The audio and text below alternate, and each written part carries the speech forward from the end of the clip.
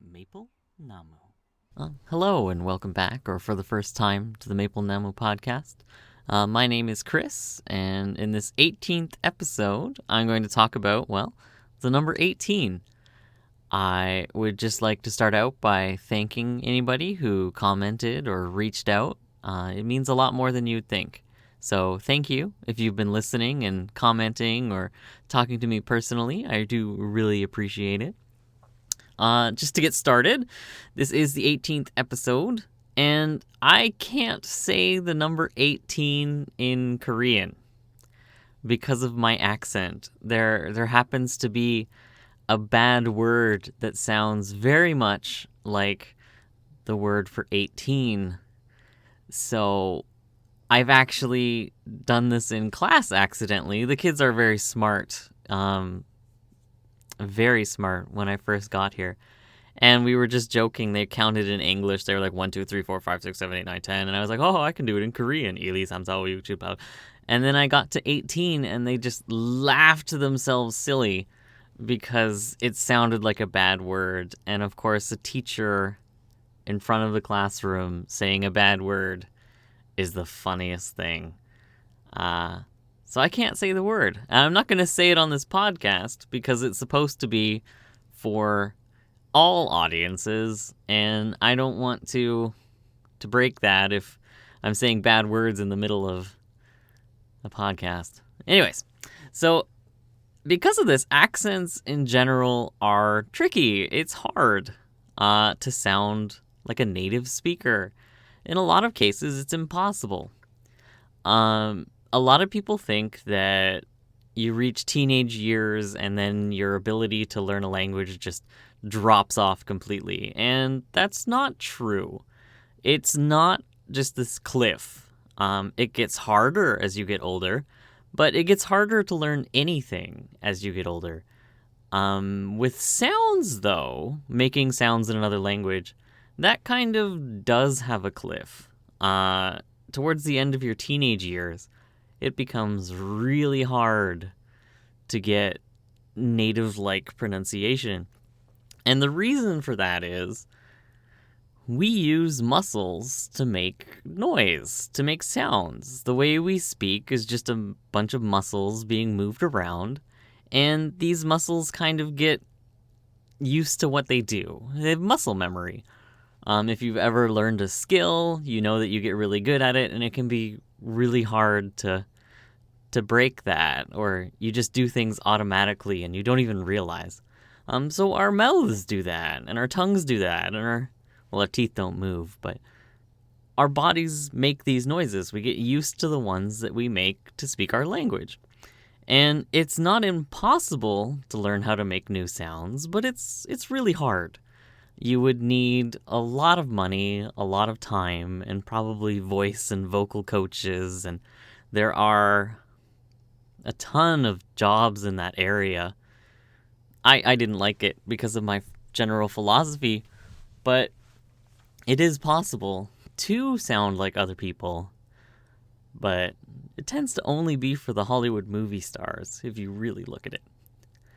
Anyway, it is easier when you're younger, and that's one of these reasons why my 4-year-old kindergarten students can make English sounds that my wife can't. It's a little bit interesting. It's just a sign of the times, too. You figure she wouldn't have started learning English until later in elementary school, and it's possible that they didn't really focus on pronunciation when she was growing up. It tended to be grammar. So a kid today that's only learning phonics and how to make these sounds, of course they're going to be better. But yeah. Moving back to me not being able to say the number 18, I also can't make or hear the difference in the Korean, I guess they're called sangjaum. I think that's the word, jom, jaum, moum, jaum. Anyways, the strong consonants, like biup and sangbiup, jiut and sangjiut, they all sound the same to me. And I make them the same way. And it doesn't usually cause problems because the difference isn't that much for most people. But it's just something that I can't do. Like, my wife struggles with F's, the f and the v sound. And she probably will for a long time. She can make them if she really thinks about it. I can probably make the strong consonants, the hard consonants, if I really think about it. But I'm kind of lazy. And I've actually seen Korean kids struggling with them as well, which made me feel better. And I think my mother-in-law actually struggles with one or two of them too. It'll probably go away before too long, so I think that I'll just wait it out.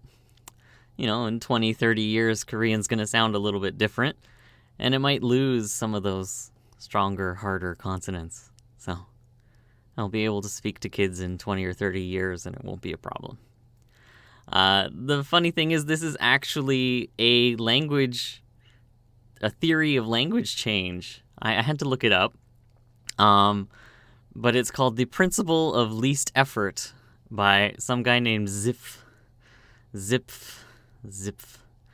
His whole name is George Kingsley Zipf, but honestly, why go through the effort of saying his whole name?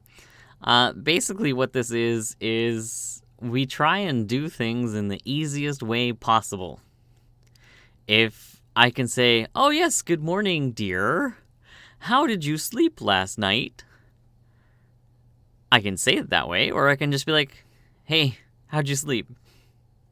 Right? It's much easier. We're getting the same meaning, but we're just doing it a lot easier, faster, simpler, and that happens with all kinds of things. But moving back towards language and accents, though, me not being able to say the number 18 reminded me of a French teacher I had who couldn't say words like beach or fork. He told us that he went to a restaurant one day and asked the waitress for a fork, but because of his accent, he had a hard time with the R, and the waitress thought he was asking for something that he really should not be asking for in a restaurant. So that's his story. His name was Michel, and he was from Benin in Africa, which is kind of cool. I also, some of the sounds are just harder. For me, for my wife, for anybody learning another language. It is important to try and teach people to hear them, but at a certain point, it's just really hard. This reminds me of another time. I had another different French teacher who tried to make us hear the difference between two sounds. I think the difference was something like eh. It was very, very small. And she just spent like 1 hour just yelling at us in class, trying to make us hear the difference. And it just wasn't going to work. We got frustrated that she wasted an hour on something that we just weren't getting.